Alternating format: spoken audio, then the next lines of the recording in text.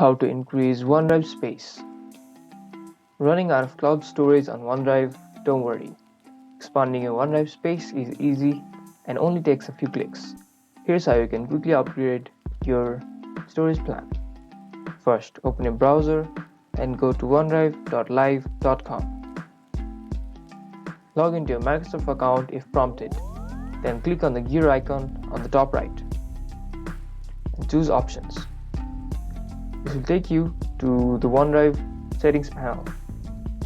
Under the Manage Storage, you will see your current plan and how much space you're using.